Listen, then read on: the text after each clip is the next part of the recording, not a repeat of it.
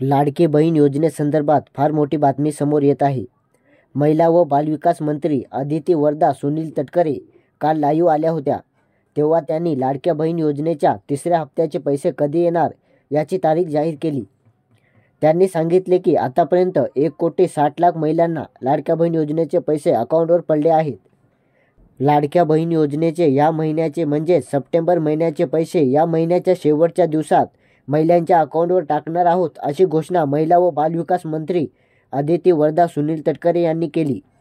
आणि त्याचबरोबर ज्या महिलांनी अजून देखील लाडक्या बहीण योजनेसाठी अर्ज केला नाही त्यांच्यासाठी या महिन्याची मुदत वाढ दिली आहे, त्यांनी लवकरच रजिस्ट्रेशन करून घ्या, अशी घोषणा त्यांनी केली।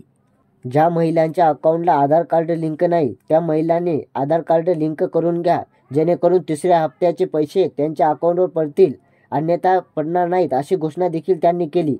ज्या महिलांनी अर्ज केलेला आहे त्याच महिलांचे पासबुक असावे, अन्यथा त्यांच्या पती किंवा भावाचे पासबुक जोडल्यास त्यांना पैसे मिळणार नाहीत, तो अर्ज सुटीत जाईल, अशी माहिती देखील महिला व बालविकास मंत्री यांनी केली।